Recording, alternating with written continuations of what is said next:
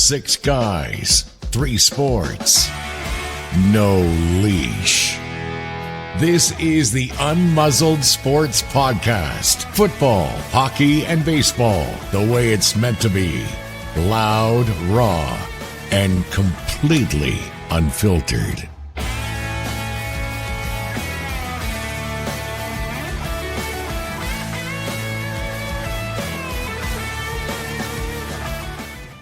This trending segment brought to you by Best Western Plus Arden Park Hotel, located at 552 Ontario Street, Stratford, located steps from the Festival Theatre, while offering first-class accommodations with an extensive range of services, including conference center, banquet facilities, and heated indoor pool.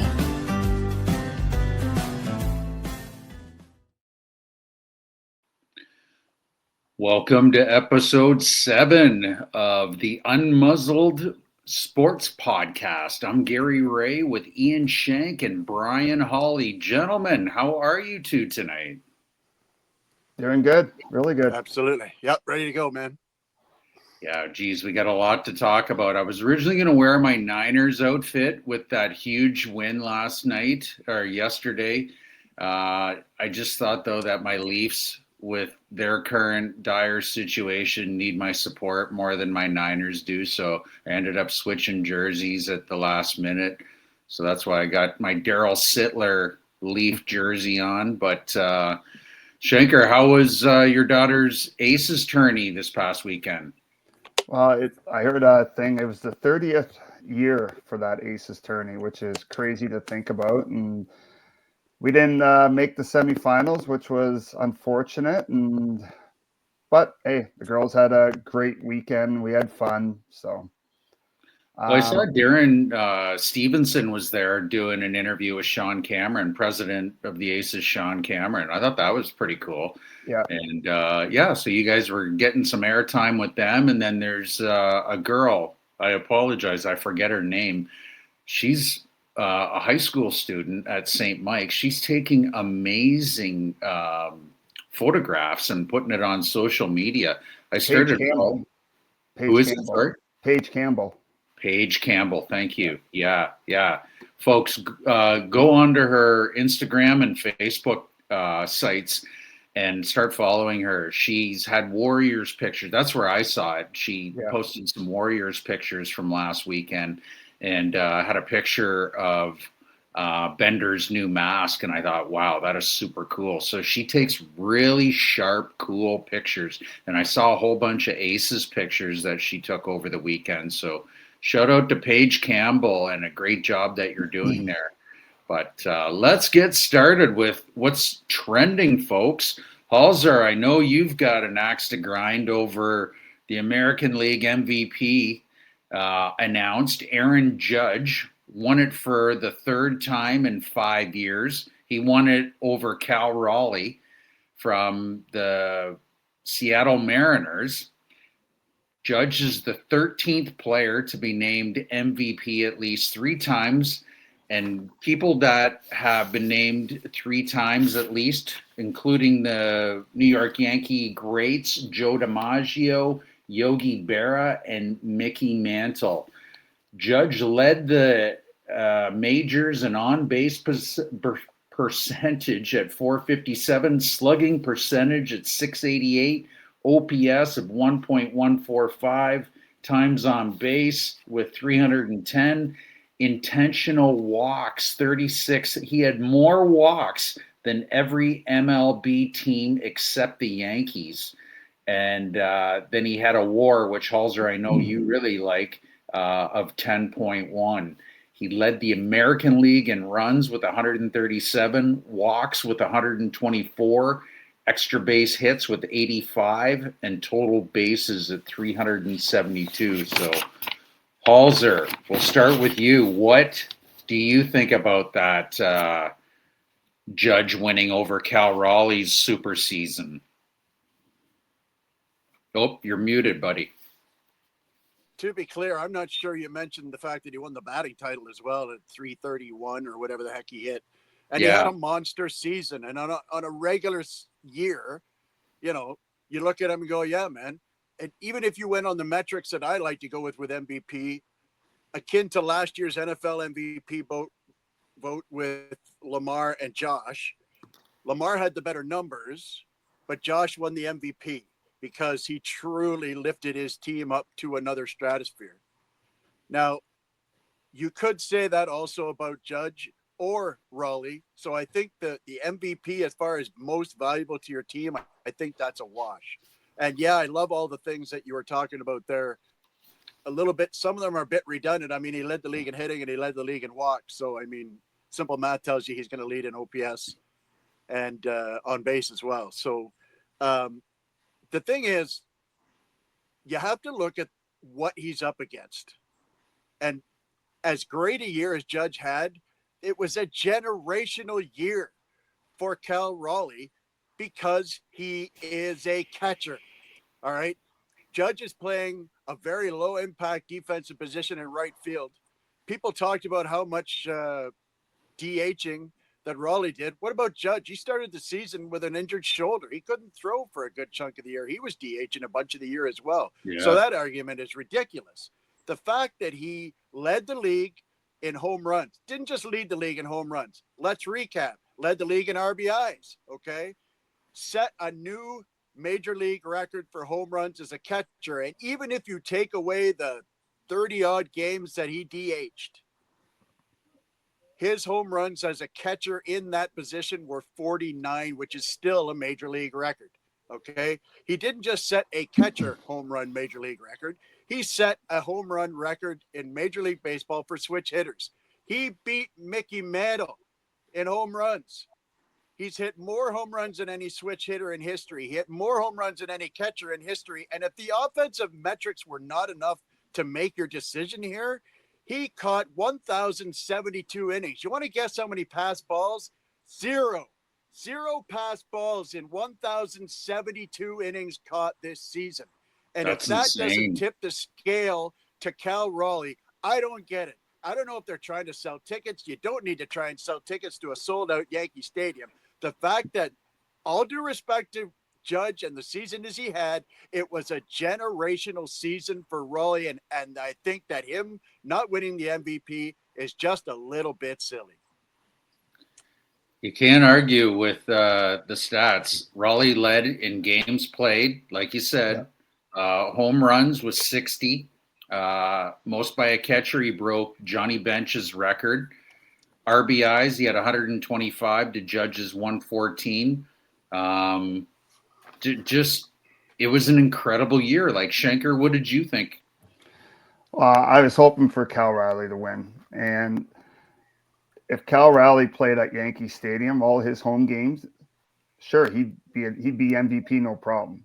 Like, when you're playing out on the West Coast, small market team, a pitcher's ballpark, you're not going to get the hits like Judge is getting or the home runs.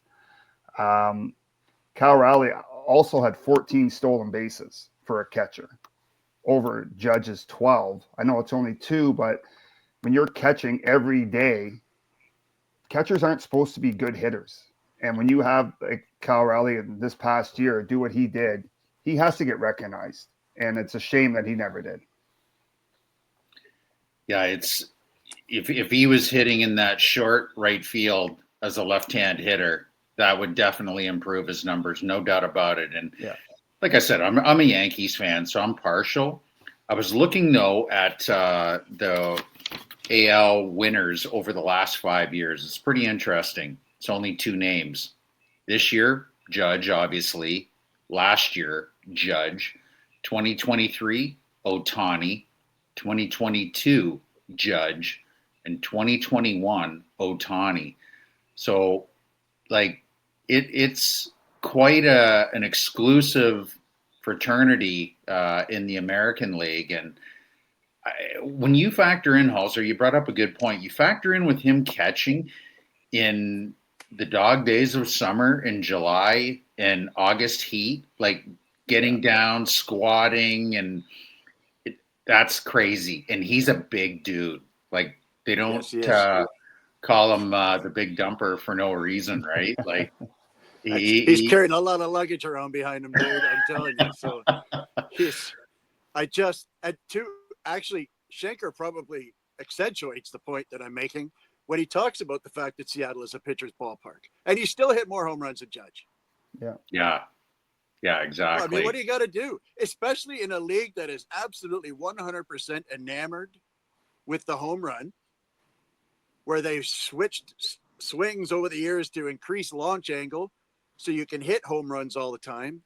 It's baffling to me. It's baffling. Like I said, even if you gave Judge a little bit of an advantage offensively, the defensive metrics just overwhelmingly tip it in his favor. Caps off to Judge, who is one of the top 3 players in the game today, and a joy to. I'd probably like him a lot more if he wasn't a Yankee, not going to lie. But at the end of the day, the dude is a major stud. I think he missed his calling. I think he should be playing linebacker for the Buffalo Bills instead of playing for the Yankees. But, like I said, you can't – I can't wait to see the next hitter that hits 60 home runs in a year and doesn't win MVP. Yeah, without PEDs, right? But ridiculous. Speaking of PEDs, you tell me the last time that happened when a dude hit 60 bombs and didn't win MVP. Yeah. Well, other than Sammy Sosa, it's been a long time. But speaking of performance-enhancing drugs, I see that they will quickly just bring it up, and then we'll get into NHL trending news. But I see that Don Mattingly, they've got Clemens, and you've got Bonds on the ballot for the Hall of Fame. I forget exactly what it is that they're putting them under, but folks, it's time to get these guys into it. If you want to put a separate area saying that this was the PED era, whatever you got to do, right? Like there's going to be a lot of pitchers like Andy Pettitte and, all these other guys that have admitted or haven't admitted. It would just be nice, to see A-Rod and Clemens and like all these guys that deserve Bonds. Like just statistically, it's mind-boggling. Those guys should be in there. Piazza, he was never convicted, but come on, folks. Like, Palmeiro, the list goes on and on and on. But do the right thing. Get these guys in. Get Charlie Hustle in.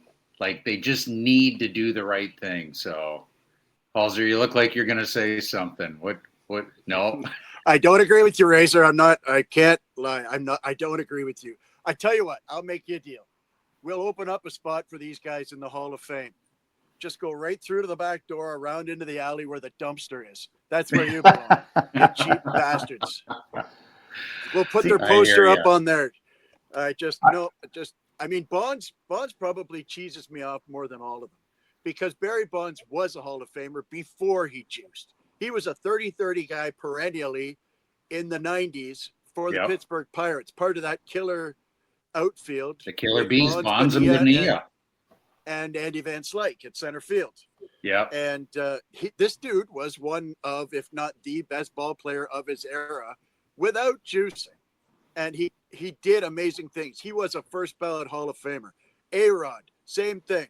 I remember when that dude, they still today, they compare prospects to A-Rod.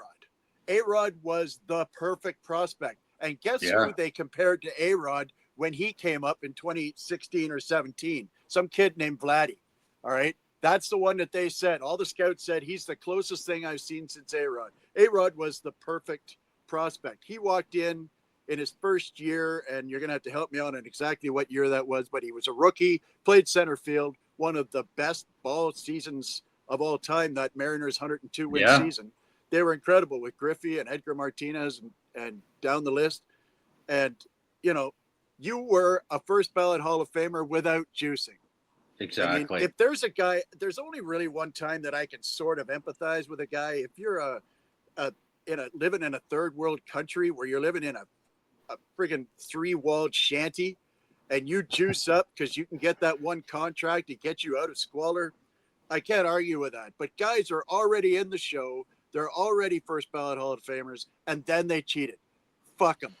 There's no place for you in the Hall of Fame in my eyes. Well, you've got guys like Tiger Woods and like the list goes on, right? It's guys looking for the edge. And I want to go on record saying that I don't condone what they did. I understand why they did what they did. All the money that was being thrown, like you remember that magical summer when McGuire and Sosa, like never in history, you'd be downtown at the bars and you'd be looking on the sports highlights. Did they get a home run? Like it caught the attention of people that didn't even watch baseball. It was something like, the Jays this past fall, where people that, you'd go downtown and you'd be talking to people saying, hey, where are you watching the game tonight? These are people that have never watched a Jays game, probably in their life, that all of a sudden hopped on the wagon. And that's what happened when McGuire and Sosa had that magical summer. And I'm not saying that it's right, but I'm just saying that it caught the attention. It was good for the game. All the Cy Youngs that Clemens has, like I'm partial. We all know that they juiced. It was wrong. Just come out and admit it, right? Like at least A-Rod said it was wrong, right? Is where a guy like Clemens and Bonds think everyone's stupid and that, we actually believe that they didn't do it. But anyways, enough of those guys. Let's get into some hockey news. Oh my goodness, my Leafs are a dumpster fire. They lost to Chicago there on Saturday night. They're 0-5 in their last 5. They're 8-9-2 on the season, 14th in the Eastern Conference. Worst goals against average in the conference was 69 allowed. Their injury report is like a walking Band-Aid. You got Brandon Carlo day-to-day. Stolars is on injured reserve, upper body. Matthews is on IR. Lawton's on IR. Tanev is on IR. But he was skating on Saturday in Chicago, but there's no timeline for him to be back. But I don't know. I've been reading a lot of stuff and listening to some people talk, and there's some people that the talk is getting louder and louder that they should tank and enter the McKenna sweepstakes for next year. Because what is going to change with the Leafs? Like, it's not like as if they can go out and trade a guy and get immediate relief. It starts with their goaltending. It's awful. Like Stolars has been awful. Hildeby was terrible. Wall isn't bad, but he's missed most of the season, if not for a couple of games. It's just an absolute dumpster fire in Toronto land. But I know you guys want to talk about teams that are surprising everyone. In the East, you've got New Jersey. You've got them leading the Eastern Conference with 27 points. Carolina's right behind them with 25 points. Pittsburgh. Holy moly, the Pittsburgh Penguins that everybody thought was roadkill are going to be roadkill this year. They're tied for third, or they're in third with 24 points. And then you got Detroit at 23, Montreal at 22, but they're in walking Band-Aid right now as well. So, Shanker, I'll start with you. What are you seeing with your Devils and the teams in the East that are surprising people like Pittsburgh? Well, the Devils aren't a surprise. They've been good for the last few years, but then the injuries hit. Like Jack Hughes is on the shelf again. Cut his hand at a team dinner on a piece of glass. Like that kid cannot avoid the IR list. I think the two biggest surprises in the East have to be Tampa Bay and Florida. Tampa Bay is 11th overall. And they can't keep the puck out of the net. Like Braden Point is a -12 and Kucherov is a -6. And that's not like Tampa Bay. And Vasilevsky, his goaltending has been very shaky this year. And Florida, well, they're a 500 team, but they have a ton of injuries right now. But Boston's a big surprise to me. But I think two teams that catch my eye the most for surprising is Washington and Toronto. They've been in the playoffs the last few years, and now this year, they can't win. They can't defend. Ovi looks like he's just riding into the sunset right now. I heard something like he wants to go back to the KHL, so maybe he's taking it easy this year, not to get hurt. But I don't know. That's two teams that should be doing better and they're not. And I know it's early, right? But time, like they got to get their butts moving here because all these young teams like Boston, Detroit, and Ottawa are starting to win. Yeah. And then you got over in the West, you got Colorado starting to run away with it. They got 31 points. They're leading the league. Well, they're leading the West in goals, shots, and goals against average. You got Dallas at 27 points. The Kings, Kenny Holland's got those guys humming along. They're at 24 points in third. Anaheim, they got to be the biggest surprise over there in the West with Joel Quenneville behind the bench, turning that team around. And then Seattle Kraken, you've got them in fifth or tied for fourth with Anaheim, with Lane Lambert doing a great job. And Stratford's own Chris Taylor, the assistant coach, behind the bench there. So shout out to those guys for getting the Kraken humming along the way that they are. And then with 22 points, you've got four teams, Winnipeg, Vegas, Minnesota, and Edmonton. But Halser, what are you seeing from these teams in the West? What's caught your eye and what's surprising you? Two teams. Chicago is right. I would say they're one of the most surprising teams in the league. And I don't know if it's the team itself. They've got this young goaltender. He's big bugger, 6'5" or 6'6", takes up a lot of room in the net. And but I mean, number one overall pick, Bedard, is lighting it up, and he's throwing this team on his back, and he's scoring like crazy. So they're suddenly looking like a team to be reckoned with in the West. They're a second-tier team that, making the playoffs and making some noise, which is exactly what they were doing. So, and of course, Calabrini down in San Jose.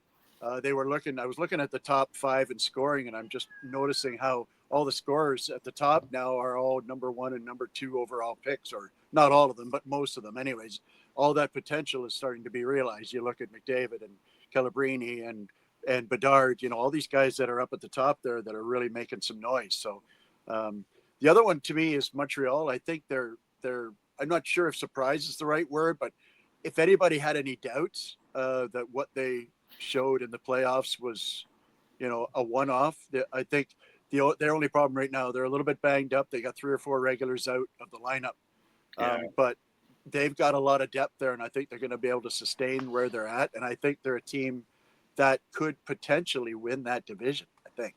Yeah, Marty St. Louis really got them playing good team style offense and defense. They just got to get some solid goaltending with Montembeault. He's been on and off, and they said that that's probably the biggest question mark right now with Team Canada. You thought it was a lock for, which I'm sure he is. Like, let's face it, Binnington is just having a slow start to the NHL season. I would bet my life that he's going to be there come the Olympics in February. He's just that good. And the way that I think if it wasn't for him, I know that if it wasn't for him with Four Nations, they wouldn't have won that. He made some unreal saves, especially in overtime, the one glove save on Matthews. But Jordan Binnington, he'll be there. But it's going to be interesting to see who ends up backing him up. Okay. Hey, Razor, remember last year when everyone's like, oh, the Rangers and Kreider and Trouba, and they're like, oh, send them out to Anaheim. Well, those two guys have that team cooking. Like two older guys, like Carlson loves having Kreider there. Oh, yeah. Yeah.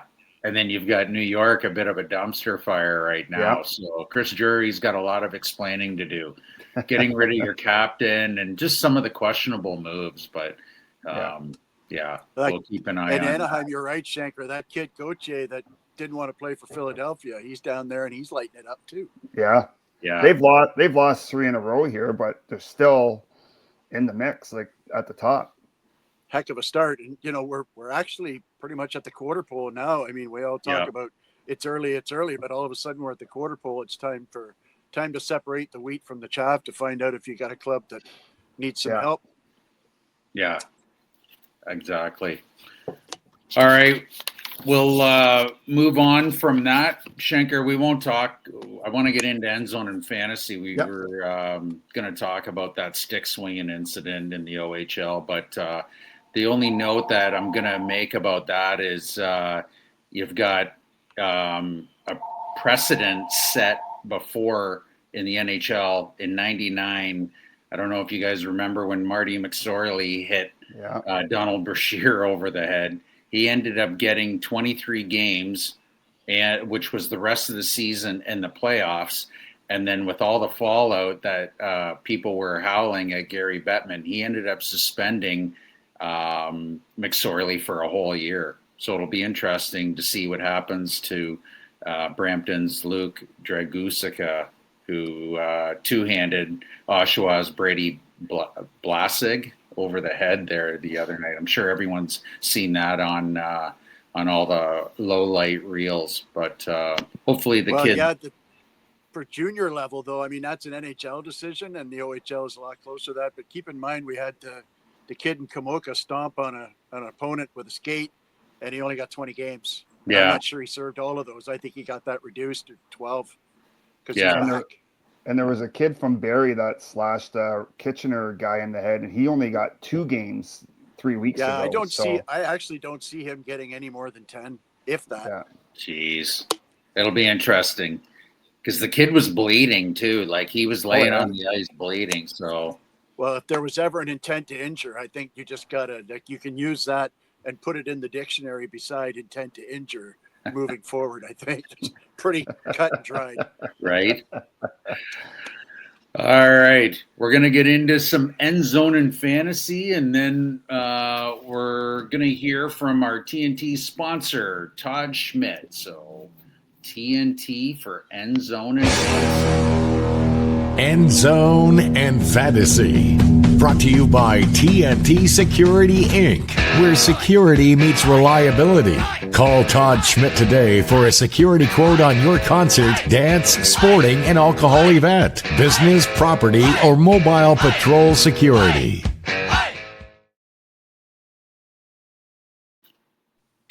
All right. Some big college games there on Saturday. The biggest one probably, well, everyone was talking about that, was number 3 Texas A&M that was down 30-3 at halftime at home against South Carolina. They came back to win it 31-30. The comeback of 27 points had never happened before in the SEC in 286 previous games until Saturday. Schenker, what did you think of that? You were watching that, texting us. Well, I turned it off after it was 30-3 at the half. I thought, oh, this game is over. I'm going to do some running around and watch a bit of the Michigan game. And then I checked my phone. I'm like, okay, we got a ball game here now. Texas A&M's rolled off 21 straight points here. That's very, very impressive for a number 3 ranked team to come back like that. That just shows you how good they are. And I know it's against South Carolina, but they're no slouch either, right? No. So good for Texas A&M to come back and stick with Indiana and Ohio State there, the top 3. Number 4, Alabama loses at home to number 11, Oklahoma, 23-21.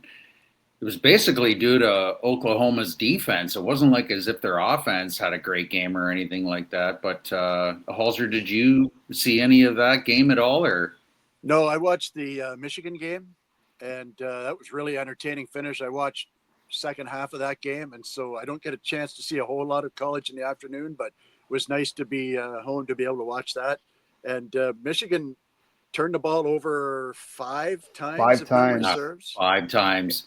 And they played at Wrigley Field. So, I mean, shout out to their defense. You know, the offense tried multiple occasions to give the ball game away, and their defense stood up and got 3 and outs and got the ball back for them until they could eventually get close enough to get the winner. So that Michigan defense is for real. I'm not sure they're national title contender good, but that's quite a defense. And I think that with all the new players that Michigan has, and I think I heard that they have more new starters this year than any other team in the Big Ten.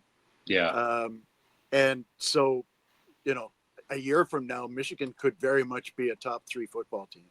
Yeah, this year's just kind of like their rebuilding year. They've just had a lot of rookies come in, and they've had some turnover and turmoil with Harbaugh leaving and all the suspensions and all of that. So I would consider it a win if Michigan makes it into the college playoffs and ends up in the top. Yeah, big 12. time. I don't That think would too be many huge. people expected that. Yeah, going into the season. Exactly. So I'll give a quick rundown of the top 12. Number 1, Ohio State. They're 10-0. They still stay at number 1, no change. They beat UCLA 48-10. Indiana remains at number 2, 11-0. They beat Wisconsin 31-7. Texas A&M, like we said, they stay at 10-0, no change. They're at number 3, winning 31-30 at home to South Carolina. Georgia made a statement. They're 9-1. They move up one notch with a statement win over Texas, winning 35-10. You can remove Texas from any playoff conversation. They're done. The Archie Manning thing is done. It's done. I think he's a decent quarterback. He's just not a playoff caliber quarterback. Ole Miss, they are at number 5. They're at 10-1. They move up one notch with a 34-24 win at home over Florida. Number 6, Oregon, 9-1. They move up one spot with a 42-13 win at home over Minnesota. Texas Tech is at 6 as well. They're 10-1. They move up 2 spots with a 48-9 win at home over UCF. Oklahoma, like we talked about, 8-2. They move up 3 spots with a 23-21 win at home or at Alabama on the road. Number 9, Notre Dame. They're 8-2, no change. They went into Pitt and beat Pitt 37-15. Alabama moves down to number 10. They lose 6 notches from 4 down to number 10. They're now 8-2, losing 23-21 to Oklahoma. BYU is at 11. They're 9-1. They move up one spot with a 44-13 win over TCU. And Vanderbilt, they move up one. They were off. They're at 8-2. Notables, Miami, they're 8-2. They move up 2 spots with a 41-7 win over Bill Belichick's, or actually NC State. Number 17, Texas, like we talked about, they fall out of the top 12. They fall down to 17. They lose 7 spots, losing to Georgia 35-10. And Michigan, there's no change with them. They were at Wrigley Field beating Northwestern 24-22, and they're at 8-2. That's it for the college version. The NFL version with End Zone and Fantasy. Got to talk about our Bills beating the Bucks 44-32. What was interesting, though, is you've got, before the game even started, you've got wide receiver Keon Coleman, not dressed. He was sat for being late to a meeting earlier in the week. And then what was he doing out on the field? He's dancing around, like dancing to the music like it was no big deal. And I don't know if you saw that, Halser, but what did you think of Coleman and the big Bills win, the Josh Allen win? Oh, you're muted. In the history of the league, only twice has a quarterback thrown for 3 and run for 3. The second time was yesterday, Josh Allen, and the first time was Josh Allen. And so, a lifetime of studying the English language won't help you find the superlatives. I mean, the last 4 years, they showed a stat. They are first in the league, number 1 in the NFL at home, 26-3 in their last 29. Number 1 on points differential, number 1 on sack differential, number 1 on turnover differential. And that is a crazy, crazy stat for someone at home when you consider some of the teams that have been around, like the Kansas Cities and the Philadelphias that are so good anywhere, let alone at home. But the big advantage of, say, in Kansas City at Arrowhead. So, I mean, the defense is still a big problem. And I don't know if that's going to get fixed, to be honest with you. You're just missing too many guys. 4 starters, Hoyt, Oliver, Rapp, and the other guy with the nose. I can't. So, you're missing that many guys out of the lineup. It was nice to see Milano back. It was nice to see the kid get another game in, Hairston. Bishop had a nice pick. Bosa was very quiet. So you're looking at the defense. It just seemed like, that was a 3rd string running back that just had a career day. Oh my God. You're probably going to mention Tucker later, I'm guessing. Yeah, Sean Tucker will definitely be mentioned. Here's a number for you. He had 29.4 fantasy points leading into that game. He's doubled that yesterday. Yeah. He had a 30-point, basically. I don't know exactly what the final was, but 3 tutties. Yeah. 2 big runs. And, both of the big runs were when he bounced it outside. Yes. And there just wasn't the DNs are getting sealed off, and I'm not really sure what's going on there. So it's a tale of 2 games where you just can't believe what Josh Allen could do with no Coleman, no Kincaid. Basically, your 2 best receivers are out of the game. And so next man up. And that's, when you talk to them, the receiver room, they just keep saying the same thing. Next man up, next man up. Yeah. And it's Tyrell Shavers. How many guys Shavers had a great game. How many guys had him? And I think I'll throw Tyrell Shavers into my lineup in my wide receiver 3. And he goes off for something like 4 and 95 and a touchdown. And so Josh just elevates other guys like the great ones do. Yeah. And he elevated them. There was 10 lead changes in that game. Baker Mayfield, you got a hats off to him as well, because he does this all the time, man. You just can't put this team away.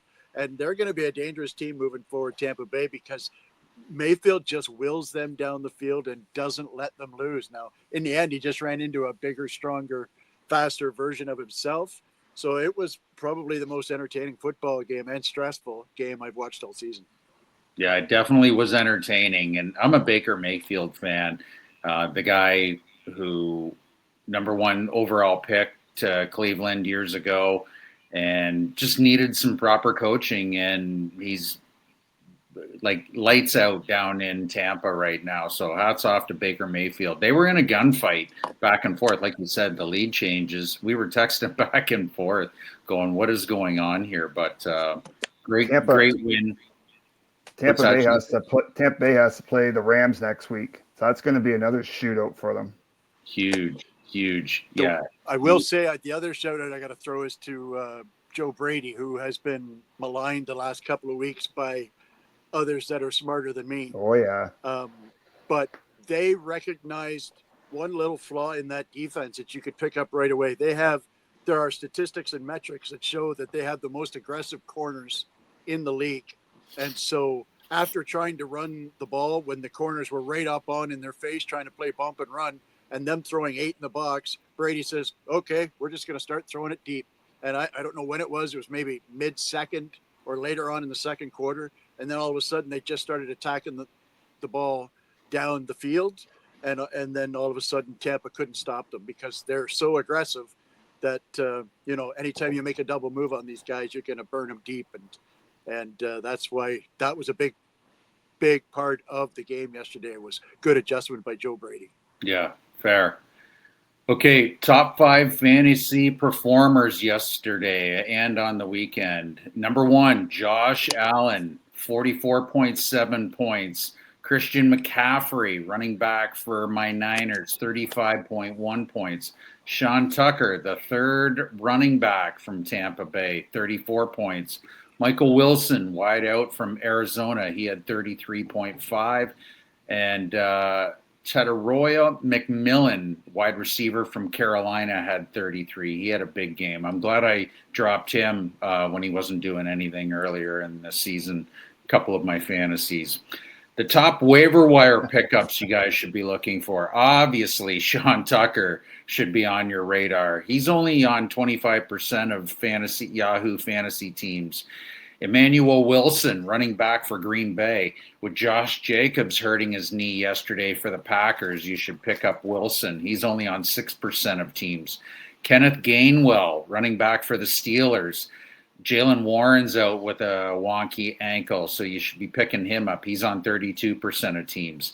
And then you got Tootin, the running back for the Jaguars. Travis Etienne, he's got ankle problems as well. You should pick him up. He's on 30%. And then a guy that I threw in, did you guys see the video of Darnell Washington, the tight end for the Steelers, just bowling over guys? Like, it was hilarious how he. I love this guy. The look he gave the third guy. He stiff-armed one dude. The second dude jumped right the hell out of his way. And the third guy come over to the line to give him a hit, and he bowled him over and stopped and just looked down at him just long enough to not get the flag. And I thought, you big old bully, you. And they talked about him on the pregame show before the Monday Nighter tonight, too. He played big boy ball. He was 4 of 5 for 67 yards, but he's slowly taking over the number one tight end duties from Pat Fryermuth. But I put a video up on our stories for Instagram and Facebook. It was playing the video clip of Washington hitting everyone. And it said, "This reminds me of a dad at his son's birthday party when he's 10 beers deep." Oh, love it. All right. Well, that's it for End Zone and Fantasy. We got Jason Clark waiting in the wings for Buzzin' with Clarko coming right up. Buzzin' with Clarko, a weekly roundup of the Stratford Warriors with Jason Clark, brought to you by Nick Hishin of Indy Mortgage, the independent mortgage company serving customers from coast to coast with access to well over 50 lending options available. Give Nick a call as he works for you, not the banks. FISRA license number 12403. Yes, Guy. Clarko, how are you, brother? I'm good, man. How are you guys? Good. Good weekend? Very good weekend. Yeah. Solid with all these options to watch sports. Saturday, Sunday, Monday, Thursday. Right? Yeah, and with the bullshit weather, it's very nice to stay hunkered down watching sports. Yeah, exactly. Yeah, perfect fall weather. So another big weekend. 4 Good points weekend, yeah. out of a possible 4 points. That's awesome. Huge start to the weekend Friday night. You had the Welland Junior Canadians in town. Big 8-4 win. Gage Hurst got the win. What did you see there Friday night down at the Allman? I thought I saw a pretty dominant game for us Friday night offensively. You know, I think we had shift after shift and a lot of cycling and lots of shots. And I think we had over 50 Friday night. What I didn't see, I saw a little bit of a quit on the defensive zone, though. If I can be critical of our group Friday night and an 8-4 win, that's where I would lay that. You know, I thought a couple times you got a little lazy because we were so dominant offensively that we gave up some opportunities that we just shouldn't. Like their first goal. Shorthanded, I think, was a breakaway from center ice, right? Yeah. And the guy had all day to come and make a play. And then again, the guy slipped through 2 or 3 of our guys. Nobody touched him for their second goal in the power play. And then just a couple defensive breakdowns, turnovers in our end, which led to a couple more of their goals. But, you know, I will give them credit. I mean, they don't have a great record and they're not off to a great start, but they never quit. They worked hard and they made the most of their opportunities for sure as well. But offensively, I thought we were really good when we had the puck. We did some really good things. It was nice to see lots of scoring with our group because that's something we've talked about all year. And that Menard, Vader, and Schmidt looked like they were all just dancing out there Friday night, I thought.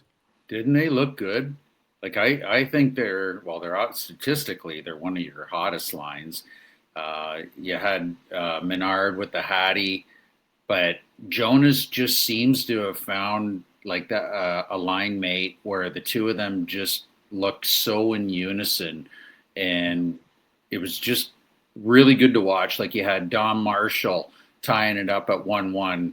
Good work on the half wall, and then there's a kid that is just, the epitome of what like an old Stratford Warriors, Stratford Culleton should be. Local boy, sandpaper, can fight, can, work the half wall. He's got good hands. Like he squeezed it in. Like that Ryan Moore, the goalie for Welland, he was standing on his head the first half of the game. Like, he made that unbelievable split save, did the splits on the cross ice redirection.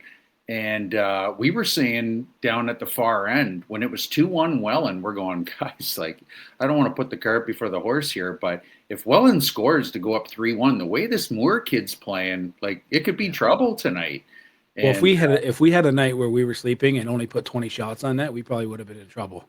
Exactly. By continuing to push the pace offensively and put over 50 on a guy in 60 minutes, that's a lot of work. Absolutely. And so he ended up succumbing, with all the shots, like you said, 53 shots. He stopped 45 of them.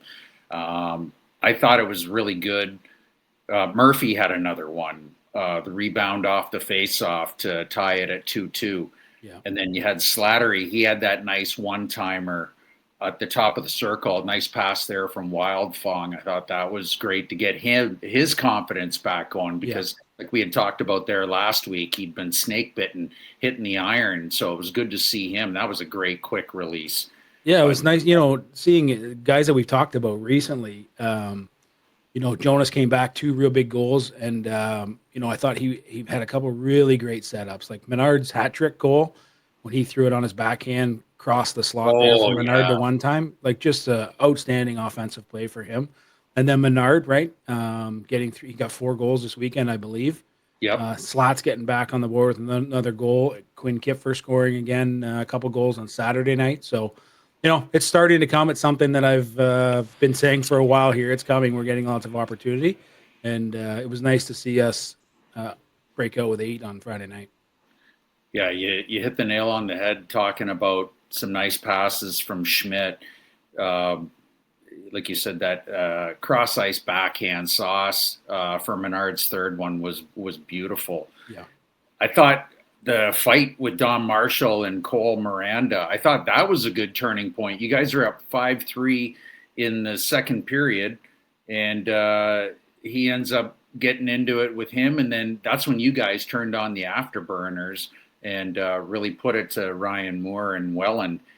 And Brown gets in on it. He gets your 8th goal, but I just thought that was just a good team win. Yeah, statistically, you guys should have had 53 shots, should have beaten them 8-4, but it wasn't an 8-4 game the first half of the game until you guys got into your rhythm. So, but I think the explosion at the end of the game and the fight generated a lot of I don't know what I could say, a little bit more swagger into the group, For sure. A little more juice onto the bench there, and guys got into it. And, Dom's that guy. I would argue he had the fight of the year last year against a guy from Kamoka, pretty much in the exact same area, right beneath where I sit. So I had a great view. And Dom, he's one tough kid. He likes to take about 5 before he gets going. And, he stood in there, didn't miss a blink or whatever. It's the wrong term I'm saying here, but he had trouble getting the helmet miss a beat. off. He stayed in there. He battled. He didn't go away. He continued at it. Got the guy's helmet off, and then started going with the jackhammer there. So that was great to see. Yep. Yeah, I love it. Very good. Very good morale booster for the team. I'm glad he didn't get hurt. The other kid, and I thought that was pretty classy of Dom too. After the fight was over, he tapped Miranda on the head. Good fight, and which you should do, right? They'd probably, if they're old enough, buy each other a beer downtown at the bar afterwards. Yeah, exactly. You treat it like 1985 out front of Eddie's. Right? Exactly. They'd have a fight, and then it'd be over. It'd be on to something else next week. Not like today when there's a fight Friday night and you're chasing the same guy for the next 3 fucking years. It's ridiculous. But I hear you. Yeah. I hear you. So Yeah, it you was carry good to that see. momentum over to Caledonia on Saturday. You have a huge 3-1 win in Caledonia. Did you make it down there, or were you just watching it? Actually, I only listened to it because the Okay. Wi-Fi was out. I got a little bit of it on flow, and then it cut out. And actually, they had a power outage. The rink went completely black, I'm told. Geez. So I just listened to the game on the website there with Les and the general. But it sounded like we were quite dominant. And talking to the coaches after, they were really happy with the group. A really team effort, really complete game by the whole group. Again, we got over 50 shots on them, which it's tough to do in Caledonia on a Saturday night. They're usually a pretty tough out, and it sounded like their goalie Fletcher was really good as well. And it's a 3-1 win, which is great for us. But that third goal was an empty netter as well, so no doubt a real tight game.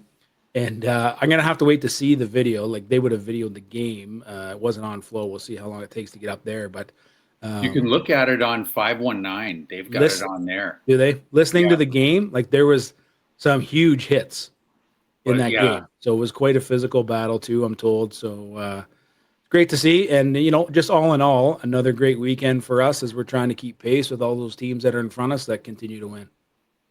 I ended up just by luck because I didn't think that there would be any video of it, but I ended up finding it on 519's site.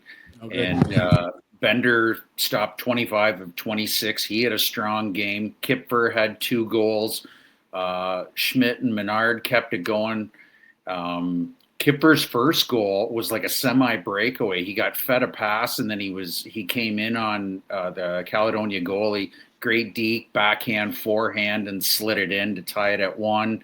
Then you had Menard. Schmidt was behind the net. He fed it to Menard on a quick bang pass from behind the net from Schmidt. And then, like you said, with Kipper's empty netter. But 4 points on the weekend, 4 goals by Menard. Bender, strong game in Caledonia on Saturday night. Slattery back on track with a goal Friday night. Like, all in all, great weekend for the Stratford Warriors. Yeah, I mean, great weekend for us, and important weekend for us too to get 4 points outside of the Division II. We've struggled in years past with this new crossover stuff that, we haven't had a lot of luck. So really nice to get 4 points out of that weekend, and then we're home for 3 straight now as well. So hopefully we can, continue to play well at home in the Almond and. Keep chasing those teams that are in front of us and get some separation from teams that are behind us. Yeah. Now, as we always say, this is going through for November 9th's power rankings. So this is from last Tuesday. We're taping this Monday night. So the new power rankings will come out tomorrow morning on Tuesday morning. But they had you guys at number 8. You were at 9 the week before, but you're now at number 8 with 25 points. And you've got Cambridge still leading it after you guys have only played 17 games. Cambridge has played 21. They're kind of running away with things with 42 points. But in the West, Elmira is leading with 33 points. Chatham's leading with 37 points, but they were ahead of Chatham. Elmira was ranked number 3. Chatham was ranked number 4, but Chatham is leading the West with 37 points. You've got St. Mary's with 29 points. But all in all, you guys are in good shape. You've got 5 games in hand, or 4 games in hand on Cambridge, 5 games in Chatham. So you guys, you're like we've talked about on previous podcasts, you guys are in a good spot.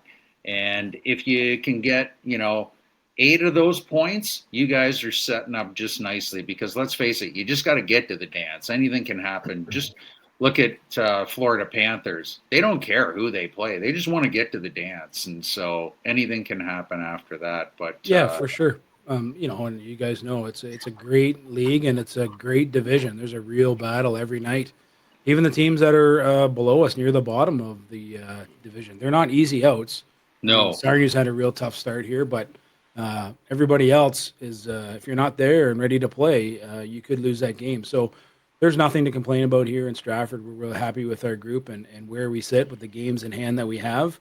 And, in a perfect world, we'll finish in a spot where we're going to get home ice in the playoffs, so we can get that extra game at home in the Almond and go from there. And if not, then if not, you got to beat the team. So we'll see what happens. But all's good in Stratford as far as I'm concerned. We're real happy with the group, and we'll just keep her going here and look forward to another week at home. Friday, you've got the St. Thomas Stars coming in, and then you guys end up going on Sunday to Strathroy to play the Rockets. So another 2 big games. Clarkie, appreciate it as always for coming on and giving your report on the Stratford Warriors. Best of luck this week, and we look forward to seeing you again next week, buddy. Thanks, boys. Have a great week. Take care. Yeah. All right. Jason Clark, Director of Hockey Operations with the Stratford Warriors on Buzzin' with Clarko. We'll be back with Chris Chessel with Chester's Perch coming right up. You can't put a price on a good time. Chester's Perch, the Lincoln's Report, brought to you by the Boathouse Stratford, located at 30 York Street. Come see us down at the Avon River for pedal boats, kayaks, canoes, Juliet boat tours, and bike rentals. Enjoy great food and ice cream at the Riverside Patio Restaurant. Pet friendly and operated by the Her family since 1965.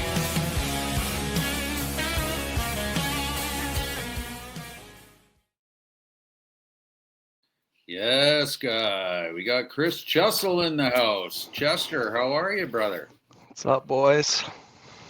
Not too much. Good, How are good. things in Lincoln Land? You guys had a couple of big wins on the weekend, and Yeah.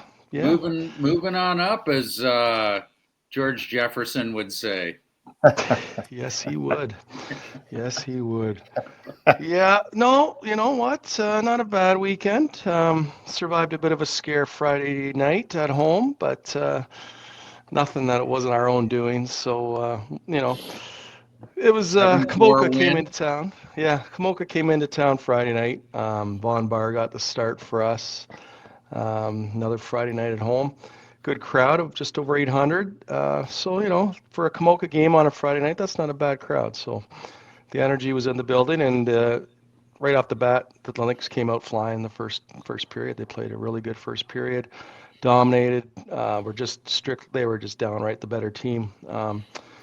And then, unlike other years, when you had a 3-0 lead over Kamoka after the first period, sometimes you could just lull yourself into sleep and just kind of cruise. But not this Kamoka team. This is a different team this year than other years. We've talked a little bit about that on some of the past shows. And the Lincolns came out like it was 2 years ago instead of this Kamoka team. So, and it came back to bite them in the ass a little bit. Kamoka came out. They got one about halfway through the period, I think it was.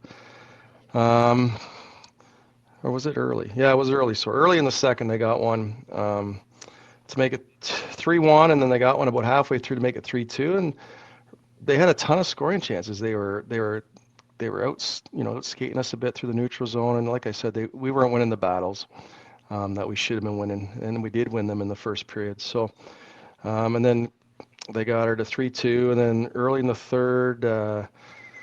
What do we get? Yeah, we had a bit of a miscalculation by our goaltender. Vaughn had a bit of a tough bounce behind the net, playing a puck, and got it caught in his skates a little bit. And one of the Kamoka players snuck in and kind of wrapped it around him. The next thing you know, we're down 4-3. We're 3.5 minutes in the third period. We're down 4-3, and everyone's looking at each other like, "What the hell just happened?"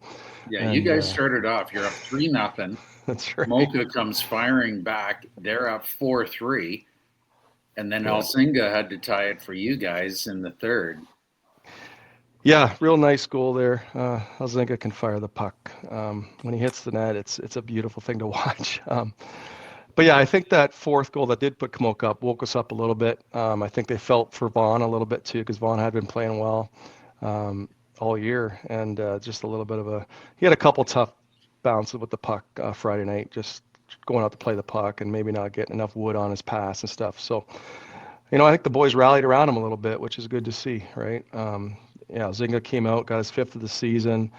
Devin Colebrook had a nice goal, hard-working goal, got his 5th of the season, and then about halfway through, McQueen Spence got his 9th on the power play to put us up. Yeah, that was a nice pass from Lincoln Moore, the cross-ice open netter. Yeah, and they had a couple more like that on Sunday afternoon. We'll get into that shortly. All in all, they battled back. They got the 2 points that they need to get. I mean, like you guys were just talking with Clarkey, the division is so tight, you can't piss away those 2 points against a team like Kamoka. Regardless of how much better they are, we're supposed to be a better team than that. So it was good to see us survive and get those 2 points. And it ended up, Vaughn played well. He ended up 27 saves on 31 shots. So very good effort for him to bounce back after the miscue as well. So yeah, it was nice that they awarded him the goalie of the month honors there before the game. I thought that was a nice, classy thing to get the crowd fired up. Tell me about these new pickups that you guys got. This Atlee Rogers absolutely undressed the defenseman, and that was Lacko's first goal. Lacko ended up getting Sunday, or is it? No, that was on Friday night. Oh, right. Yeah, sorry, it was. Yeah. And so Atlee Rogers came down. You guys picked him up from Strathroy Rockets.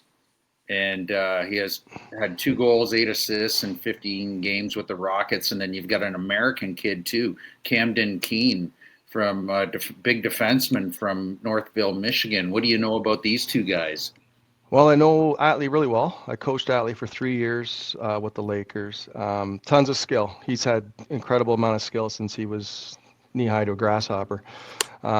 So tons of skill. He came out of midget. He played for the Lakers for a lot of years. Then he went to the Chiefs, I think, for his final year of U18. And then he played in London for about a season and a bit. Didn't get a ton of ice time in that first season in London. London was a really strong team there 3 years ago. But he got some good experience. He got in the playoff games and everything else. And he started off the year in London last year. Again, bit of a slow start, so they shipped him off to Strathroy. I don't think it turned out as good as maybe he wanted to. I think he was looking for a change of atmosphere. And, I think you put him on a team like St. Mary's, he doesn't have to feel the pressure of trying to be that offensive player that he's maybe used to being when he was younger. He's got tons of skill. You put him on the right line with a couple guys who can go out and grind a little bit. He's going to find guys open, and he can finish too himself. So I think it's an interesting pickup. I hope it turns out. I like to see. I know the kid a long time, and I hope it turns out for him and the team, obviously. But lots of potential there. And then Camden Keene, we picked up from Northville, Michigan. He was down in the NCDC, which is it's a collegiate development league down in the U.S. Same league Oliver Lacko came from. So Camden was playing in Wyoming on a struggling team. I think they had 1 win, 13 or 14 losses. And Pat Powers somehow came out of found him, and we were looking for a little bit of help on the back end and a bit of size, and they got that. So, he's a big dude. Yeah, I was eye to eye with him quite a bit this weekend, and he's just eye to eye with me. But he's about 200 pounds. He's a thick boy. He looks thick on the ice. Yeah, he's a big boy. He's your prototypical stay-at-home defenseman. He's not going to come out there and be Bobby Orr, but he's gonna clear the front of that net. He's gonna make smart, educated first passes out of our zone. I think you'll find just be a real reliable back-end guy that they're looking for. So they've got a couple other D that like to rush a little bit, a little more offensive-minded, and I think he'll fit right into the mold of what they're looking for, I hope. So we'll see how it goes. He got 2 games in on the weekend. I'm surprised they played him Friday night.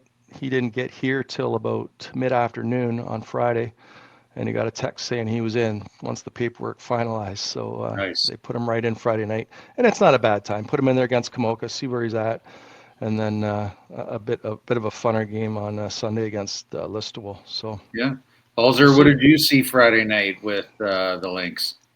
Well, first and foremost, I really liked what I saw out of Keene. He skates better than I thought he might. He's an 06 kid, so he's 19.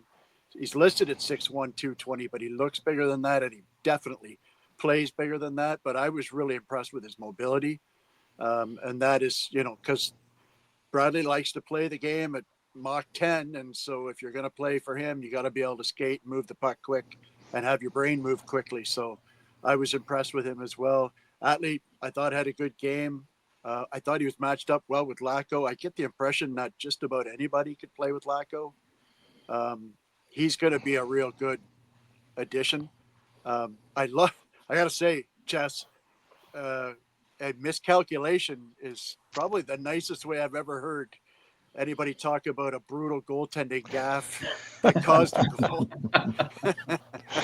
Because, that puck went behind the net, and next thing you knew, it was in the net, and everybody's standing at my end of the rink going, could somebody show us the replay and what in the hell just happened there? Because it looked like a nothing play that went behind the net, and he went to play it, and then all of a sudden, boom, it was 4-3, and we're like, what the hell just happened here? But apparently that fourth goal finally poked the bear and got them going, because when that team's rolling and getting their forecheck going, they're starting to look, I'd say, about 75-80% of what they had last year, keeping in mind last year wasn't just a good team. It was a generationally good team. So I don't like to use them as an example, but if you can get anywhere near where they're playing from last year, you're going to play pretty well. So I didn't see Sunday's game, but I assumed that they playing anywhere near that level in the third period, they wouldn't have had much trouble with Listowel, because they're not the same team they used to be. Yeah, speaking of Listowel, Jesse, you guys go in there Sunday afternoon and beat them 4-0. Calhoun gets the shutout, drops all 25 shots. What did you go down or watch it on Flow? What did you see on Sunday? I watched it on Flow and a bit of Spencer. I had my mom's 80th birthday to celebrate, but nice. I did catch a lot of it, so I was pretty happy with that. But yeah, total domination, really. By far the better team on the ice for probably 90% of that game. We had a couple turnovers where we gave them some odd man rushes, but Calhoun, he wasn't super busy. I think it was only 25 shots, but yeah, he did save 3 or 4 really good scoring opportunities early in that game that could have changed things up, because it was only 1-0 after the first. Declan Reddy got one in the first. I think that was his third of the season. Yep. Third of the season for him. So it was 1-0 after one. The shots were 11-11. I was like, okay, this could go either way. Even though we had carried most of the play, it was one of those games like, oh, we got to get another one here. We don't want to give them one back. So Brogan did have a couple of really nice saves to keep us at that 1-0 going in the second. And then once we hit the second period, it just kept going from there. We just were more dominant. We were just the better team all in all. They didn't really have any more scoring chances after that first period. I didn't think really quality ones. So that was good to see. Chase McQueen-Spence continued to stay hot. He had 2 beautiful goals in the second period, both from really close to the goal line. Again, like the one-timer on Friday night, it was kind of the same idea, but even further down that goal line. Both of them were like just gorgeous one-timers, top shelf. He's starting to heat up, and he had a good start to the season and kind of a bit of a lull, but the last 3-4 weeks he's picked it up again, which is great to see. So yeah, and the power play too. They had 2 power play goals Sunday afternoon, which was better. They had one on Friday night. The weekend before, we talked on here about how the power play was 0 for 9, I think, last weekend. So it's good to see the power play get going there. Elzinga got another goal. He's starting to heat up. He's gotten a few the last few games. And great third period too. The Lynx are up 4-0 going to third. Listowel had 3 shots in the third period. Just total domination. St. Mary's just put the defensive shell in on the third and just didn't give them anything. And very quality win on a Sunday afternoon. Much better than the Sunday before down in Waterloo. Yeah. Much better effort. So it was good. The line of Elzinga, Hodkinson, and Reddy seemed to really be meshing well, according to assistant coach Mike Siddle. He said that those 3 guys just are humming along and really seem to be using each other's strengths. Some of them, like one, I think it's Elzinga, is a little bit of sandpaper, and everybody else brings something else to the line, and he just really likes. I was reading a quote that he had said. That he really likes that line. And like you said, McQueen-Spence had 2, his 10th and an 11th of the year. Halser, were you down there at all, or did you just watch it, or? No, I was getting my grandbaby time Sunday afternoon, so I was a little preoccupied. But I tell you what, you mentioned that line now. Declan Reddy is a kid that I'm not going to lie, the jury was out on him first month or so of the season. Looked like he was having trouble adjusting to not just the speed of the league, but the speed in which his coach wanted him to play. But he's made the adjustments to his credit, and he's starting to really look comfortable there. I talked to Bradley last weekend, and he was very happy with what he'd seen and the improvement in Reddy's game over the last 3 or 4 weeks. Nice. Yeah, you've got you guys are on the road for both games, which is different. You guys are, St. Mary's Christmas parade on Friday night. Oh, okay. There you go. Don't you dare miss it, right, Razor? Get over here. Exactly. Boy, I tell you what, if you're not planning to go, don't go to St. Mary's, because the parade plan just locks down the entire city all the way up James Street and then right through downtown and back out. You can't get across the river while that parade's going. So if you're going to St. Mary's, you're watching that parade, no matter whether you wanted to or not. The only thing is, can you get to the Timmy's and get yourself a coffee while you watch it? Because you ain't getting out once you get in. Small town living, boys. Small town living. So Friday night, you guys are in Listowel to play the Cyclones, and then Sunday, you guys are on the road again in Elmira. Elmira, yeah. That's a big game. That's going to really let you guys see exactly where you are with the top echelon teams in the West. So that'll be a good game. Yeah, exactly, Razor. I'm looking forward to that one. We went down there early in the year and stole one from them, 5-2. It was early, and Elmira, I had Elmira on my radar since the season started. I think they're going to be right there. And I was really surprised we went down there early in the year and beat them like we did. So I think we're going to see a much different game from Elmira on Sunday, but I think we're up for the challenge. I think we're ready to go in there, and actually it should be a heck of a hockey game. Well, Kyle Morey, former Lincoln, he's playing lights out the last little while. I think he's creeping up into the top 5 or 10 in scoring in the league. Yeah.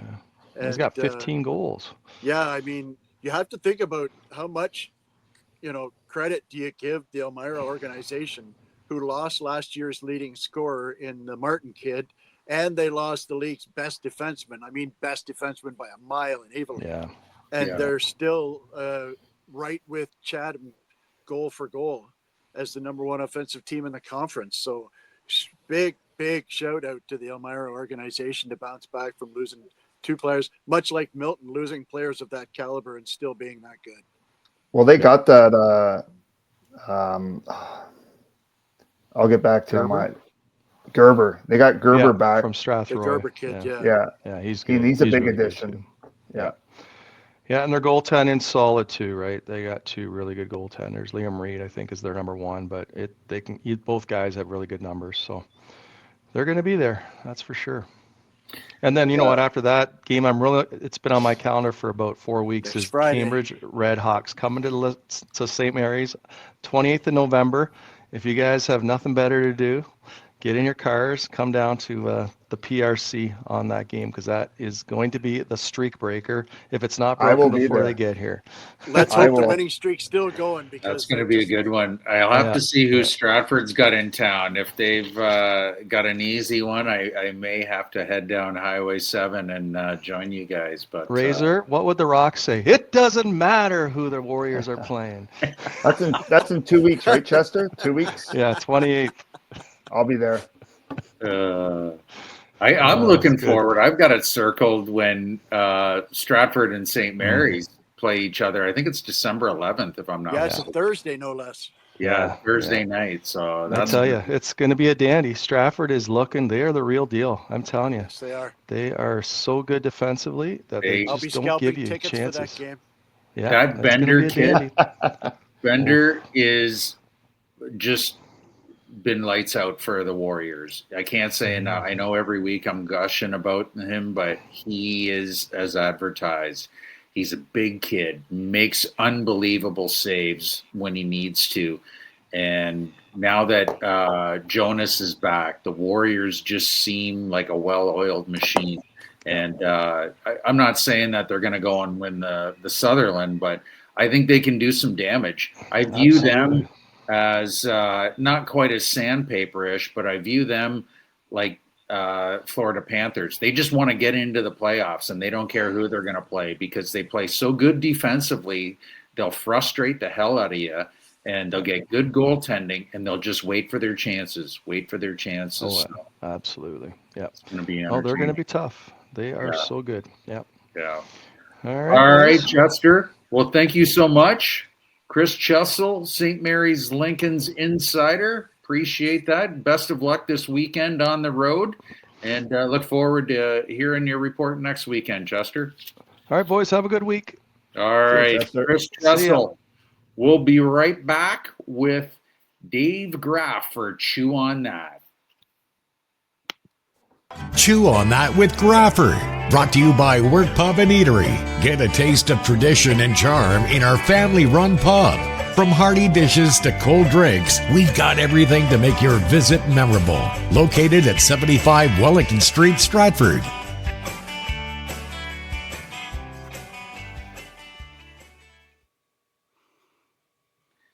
Yes, guy. What's Red up, hot. fellas? Get your red hots. What's going on tonight? I thought we'd do a Love little. it. Love I thought it. we'd do a little role play tonight. That John Schneider. Well, yeah, that's probably Love a good it. guess. Yeah, that's Johnny Schneider in the flesh here, fellas. Oh, love it. Love it. Hey, thanks to the work fellas again down there in Stratford. Good bunch of guys. Absolutely. Good eats, good drinks. Yeah, we're spoiled with our great sponsors, and we've got 3 new sponsors coming on, so I can't wait to reveal Perfect. all of them. We've officially signed the paperwork with one of them. I guess I can release it. Ryan Deal and Provision Sports, but he's going to go under Deal Sports Group. So we're going to be rolling out some Unmuzzled Sports Podcast merchandise just in time for Christmas, folks. So Perfect. stay Sounds tuned good. with that. And then we got 2 other sponsors, but all the people like 40 and just everyone, we're just super excited to be able and grateful to have people sponsor us with the podcast. So Yeah, I guess we don't have for to sure. ask what you want to talk about tonight, Graffer, but No. what's we on talking your hockey mind tonight, about Graffer? Johnny Is that what's Schneider? going on? Yeah, we're talking hockey and lacrosse tonight, fellas. No, just kidding. Well, I Razor and I were talking there late last week, and I said, how about a little role play tonight? So I'm going to put my best Johnny Schneider look here, and before I begin the role playing, myself, Shanker, I know you've been several of us have been a little critical of Johnny Schneider's in-game managing, but I don't think one bit we can question the overall job he did as a manager of the Toronto Blue Jays for the 2025 season. And I got some information. I'll run through some stats and some of my thoughts here quick before I solicit your guys' thoughts. We all know Stephen Vogt won the award again for the second year in a row, the Manager of the Year. Maybe deserving, maybe not. I'm not going to say he for sure was deserving. He did a good job with a little less talent, I would say. But again, and I'll go through the stats. I feel John Schneider, role playing now, I feel myself was very more deserving of the award. I got a few stats here. I'm just going to run through them here quick for you guys. Toronto improved 20. You, John. Yeah, we'll do. Toronto improved. We improved 20 games this year. Went worst to first. 74 to 94 wins. Comparably, Cleveland won 4 less ball games. We play a division that played .520 baseball, and we play 35% of our games against our division opponents. Cleveland played against a division that played .460 baseball, the other 4 teams in the division. Batting average, OPS, WHIP, run differential, plus 77. We were plus 77, Cleveland minus 6. I mean, you can run through a lot of stats. The biggest thing that I look at stats-wise, if the Detroit Tigers played .469 baseball from July 18th onward, we're not even talking about Stephen Vogt and the fucking Guardians. Not even talking about them. Biggest collapse, .469 baseball. From July 18th on, Detroit wins the division by 1 game. They played .430-something baseball and lost the division by 1 game, whatever the number is. We're not even talking Cleveland. You know, they might not even have got the wild card. Tampa might have snuck into the other wild card. Who knows? We were legit for the whole season. I think we took first place over from the Yankees around Canada Day. Never let it go. Well, maybe let it go. Maybe we got tied. But anyways, we ended up securing the division, winning the division. George Springer, what a bounce back he had for us. Silver Slugger in the DH spot. Terrible year last year. I think the boys upstairs might even have been thinking release, believe it or not. Varsho, Springer, and Bo, they missed 136 ball games. That's your best defensive outfielder. And you know, two of your top hitters. You missed 136 ball games. 136 games they missed combined. Those three guys alone. Max Scherzer, thought I did a wonderful job. The group as a staff did a wonderful job with Max. Couldn't get a guy out. Bit early in the season, was hurt a bit. Rested him. He had a great August. He won some huge games for us in August. Big games in August. September was a shit show. We sat him down a bit more. He came back and had some great playoff starts. A little bit of that's maybe luck. A little bit of that's just Max Scherzer's mentality. He's a, you know Max. He's just that guy, right? Rotation, Berrios, lost velocity, dead arm, Halls. You get Shanker, Razor. You guys might know more what he had, but you know he went down. Bassett was hurt late in the year. Had to manage that rotation. Won a couple bullpen games late in the regular season to get that, to clinch that division and get that bye to play the Yankees in the world in the ALCS. And one of the big things is just the breakout years that myself and the group could get out of, you know, Ernie Clement, fire chief, we like to call him, Chubby Kirk, Captain Kirk behind the plate, and Bo Duke Lukes, Nathan Lucas. Like those guys were like, I think Ernie and Lucas had 16 years combined in the minors maybe, and they were huge guys this year. Halls, we were in a chat today talking about Luke's might be a trading chip for us. Who knows, right? You know what I mean? And Barger, like, you know, it was a bit of a fluke that we had to bring him back up because somebody's wife decided to have a kid, but whatever. We bring him back up and he stays. And we managed him in the sense that when he was scuffling a bit, you know, we maybe sat him down a bit, just faced him against righties that we knew he could have success against, you know, managed that real well. Just, I think everything we did as a group worked. And the stats alone, I think, should put us over the top to get that Manager of the Year award. And I'll leave you with this. Baseball Writers of America, it is a bunch of Canadians, it's a bunch of Dominicans, it's different, you know, press guys that cover baseball that get to have a vote. It's not just Americans. But Americans, wake the fuck up. We're not all igloos and snowstorms up here. The fucking dome was open a lot more than it was closed this year. Because guess what? When it's 85 down in frickin' Ohio, it's 83 up in Toronto. So wake the fuck up and look at what's up here. That award should have gone to the Toronto Blue Jays this year. I'll leave you with that.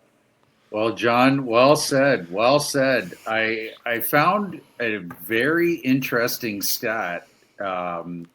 Each American League city gets 2 votes. So they pick 2 writers in every city and they get to have a vote. Rosie DiMano, who writes for the Toronto Star here in Toronto or in Toronto, she voted for vote. I found that incredible. Terrible. Your own Toronto beat writer. She should be fired. Voted for vote. It was unbelievable. And Steve Simmons said that in his article there this weekend. I did read that, yes. And, it doesn't sound like he got a vote, but I wonder who the second vote was given to. But that was just mind-boggling. Now, and Simmons brought up a good point where he said, okay, folks, let's say that Rosie does vote for Schneider. It's still 16-11 or something instead of 17. Yeah, I did exactly. See that. Yeah. But I just went, man, your own city isn't even voting for you. Like, it was just preposterous that Schneider didn't get both votes from the Toronto beat writers. But another interesting fact, you look back at 92 and 93, Cito Gaston never won Manager of the Year either, which is incredible. Now, the votes are taken before the playoffs. So what you do in the playoffs has no value whatsoever on the vote because it's already voted for. I get that. But it's just incredible. You brought up a lot of great points about if Detroit doesn't collapse, we're probably not even having this conversation because they don't win the American League Central and maybe don't even get in. But Halser, what do you think about all of this? Well, I agree with John there, and I'm pretty sure he's putting some kind of additive in his beard. It should be grayer than that, I think. Let's 2 minutes colored for it looking today. so good. I colored it today. So you got it. Similar to my rant with the MVP, Vogt had a great year. He lost his closer right in the middle of the season, including another bullpen piece, and that would have rocked the clubhouse. And he had some stabilizing to do there. So, I mean, should he be a top 3 vote? 100%. But I mean, how do you disagree? I think the similar point when I talked about 60 home runs should win the goddamn MVP.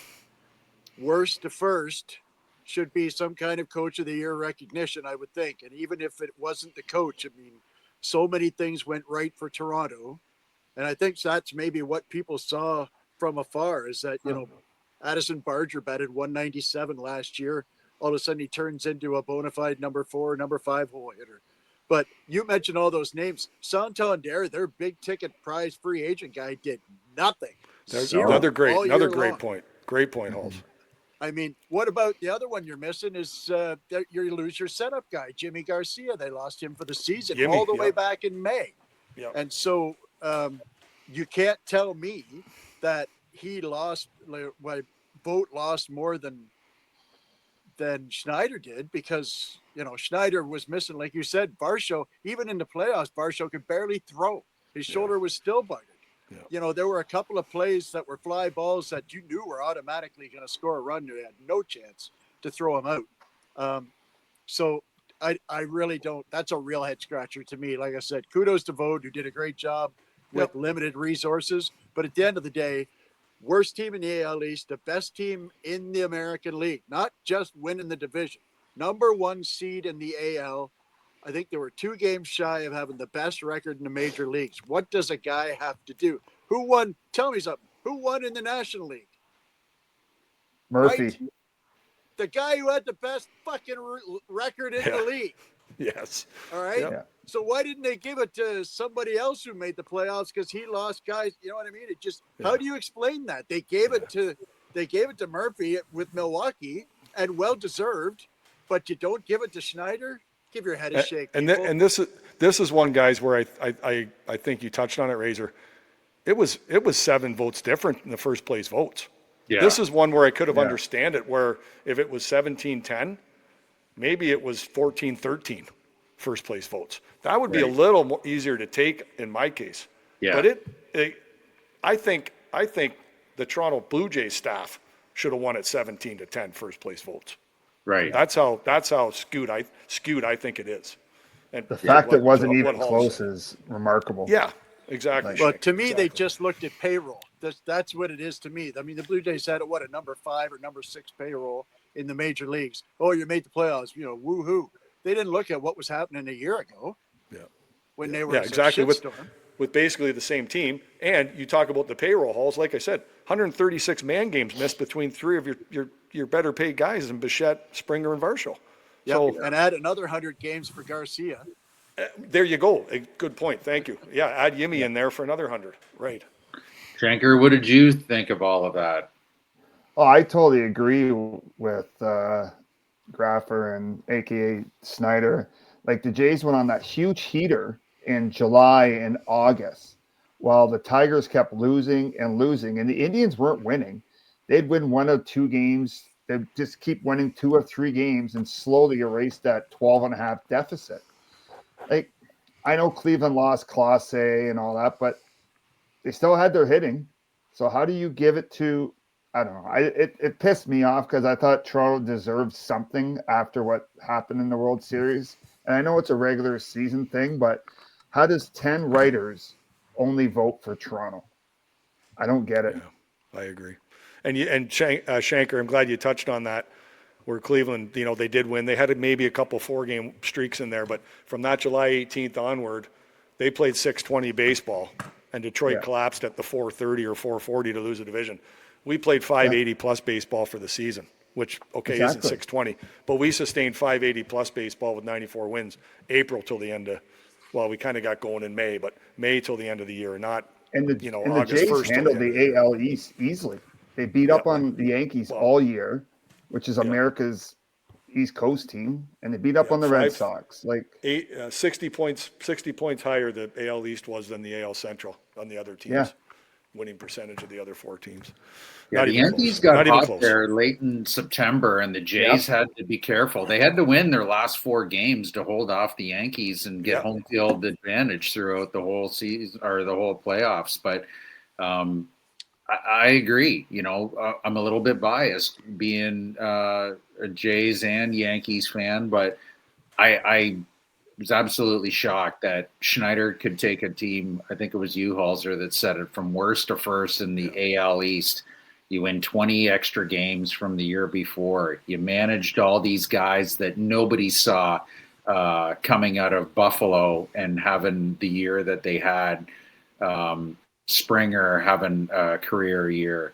It was just mind-boggling that they ended up being able to do that. Having the ball. Now, I know that it was in the playoffs, but having the balls to start Savage in the World Series, like I just loved the moxie that Schneider had throughout the season. Like I'll put my hand up. I did not think John Schneider was doing a good job managing them the last couple of years. This year, he came out of his shell, and I thought he did a fantastic job and took them within one run of winning the World Series. But, just we're going to be talking about that for a long, long time, unfortunately. Well, it seems like Go ahead, seems like it happens every year with the baseball. Like the writers always vote in a way where it's like, what have you guys been watching? Like that girl from Toronto, did she watch baseball all year or just go, I like this vote name, I'll vote for him? Like, she's a pretty good writer. I like she's reading. She's been with the Star for a generation. She's very good. Decades. Yeah. But Shanker touched on it, guys. Pick up the phone and call Mr. Stats guy Stevie Simmons and say, give me some stats here before I go. Because I think, we talked about everything that, the Toronto staff had to massage this year to get through. We talked about that. And I'm not going to get into what Stephen Vogt had. He had the betting scandal going on, and he had Hall's touched on some of the injuries. Yeah. He had some stuff to handle too. That's fine. That's fair. I get that. Look at the frickin' stats. Worst to first, 20 wins. Cleveland went 4 wins backward from the year before. Cleveland's not even in the frickin' division-winning picture if Detroit doesn't have an epic collapse. Everything helped then. We had to work for everything we had. We had to massage these years out of guys. And again, go to the stats. I would have been okay if Dan Wilson would have won instead of Vogt. Like, you know what I mean? Because Wilson, he did okay in Seattle. Yeah. You probably could have handled that better, right? Possibly, yeah. I think it would have been the same as if Vogt won in the theory, but maybe he was a bit more deserving than Vogt. But neither one was as deserving as the Toronto staff, in my opinion. No, I agree.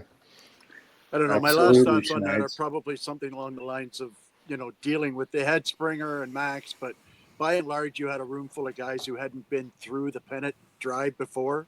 Right. And, the Yankees were just there last year. Cleveland was just there last year. So he had to manage those expectations. With the injuries he had, he was mix and matching righties and lefties with Lucas and Schneider and Barger and Straw and, making all kinds of changes, IKF in there, in and out of the lineup.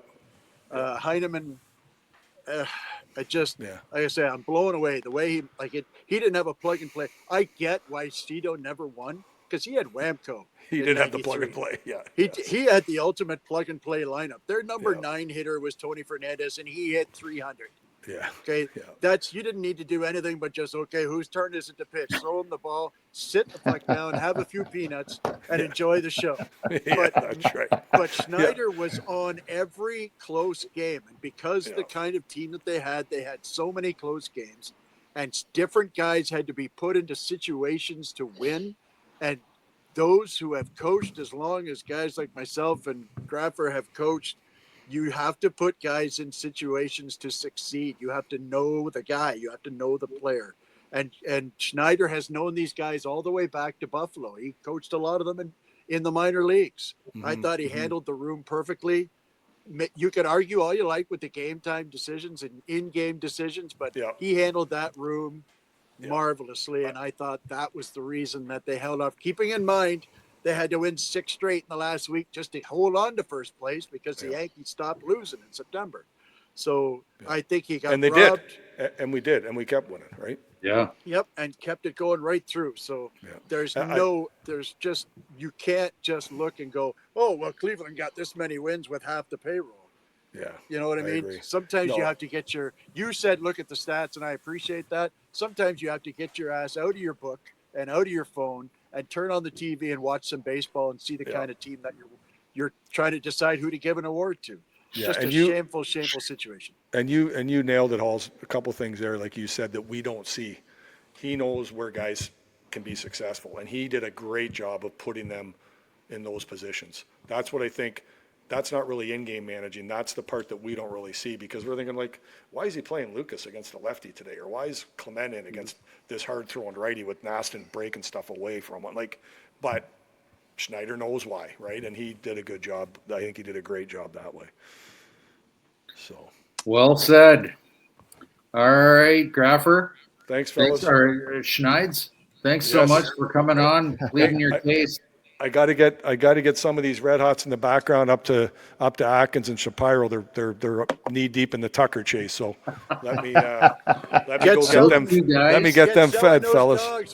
Those two guys are lucky that the Jays did so well. They just saved their own behind. So hey, Tootie Tuesday just became $5 Tuesday because we're going to try to get Tucker and Bull. See you, fellas. Be good. All right, Dave Graff for Chew on That. Thanks so much, guys. Graffer. We'll see you next week. See you guys. All right. See you guys. We're going to have some words from our sponsors, and then we'll have some final thoughts. Railside Organics, Stratford's first and only Indigenous owned and operated organic dispensary, located at 29 Monteith Avenue, serving those in need with holistic remedies. Come say hi to Curly and his staff and see why everyone is recommending Railside Organics.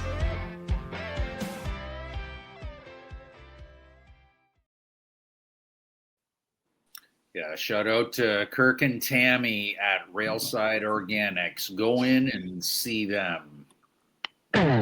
Call Bick Heating and Cooling for all your heating, cooling, and plumbing needs. Proud Rude Pro partner.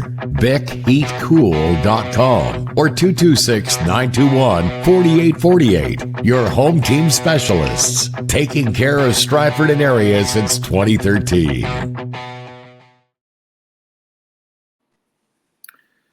Shout out to Bick Heating and Cooling for giving me those passes every Friday night to hand out. They've really been going off really well. People are super excited when I'm able to give them free passes and get into the games on Friday nights. So thanks again, Dave, Kim, and Steve at Bick Heating. Vreda Veld Painting, servicing Stratford and surrounding area.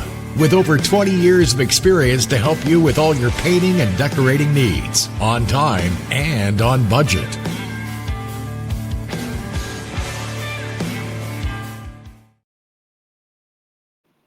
Probably the nicest painter you'll ever meet in town, Chris Vredeveld. Don't be afraid to give him a call if you need any painting work inside or outside. All right, final thoughts. Shanker, what are your thoughts for this week? I just want to say congrats to the Rough Riders for winning the Grey Cup last night.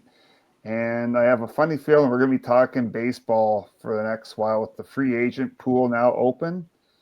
Just got to wait for those big guys to start signing. Naylor already signed in Seattle, so the dominoes Halser broke that story. Yep. I think it's sounding like, what, 4 years, 80 million, something like that? Yeah, shout out to my boy Josh Naylor from Mississauga, good Canadian boy making big in the major leagues. Signed a 5-year, just shy of $100 million. I think it's about 90 or 92 plus. There's a $6 million signing bonus. So the whole contract, I think, comes to about $99 million over 5 years. And it's an old school, typical Canadian. There's no deferred money. There's no opt-out clause. Fully no trade. I'm here for 5 years. I'm committing to this program like a good Canadian kid would do. And I just want to, so proud of that young man who has made it all the way up, comes out of Mississauga and through the elite programs and then through college and now having success and being an extremely popular player out in Seattle as well. So I'm just so happy, tickled pink for him. And not only that, make Seattle good for another year as well. So good for Josh and good for the Mariners. And I agree with Shanker. There's so much cool stuff going on there. I could go on for about 10 minutes about the rumors I'm hearing about Tariq Skubal to the Mets in a trade coming up. So we'll talk about that in future weeks. Absolutely. All right. Well, for Brian Hawley and Ian Schenk, I'm Gary Ray. Thanks so much for tuning in to episode 7 of the Unmuzzled Sports Podcast.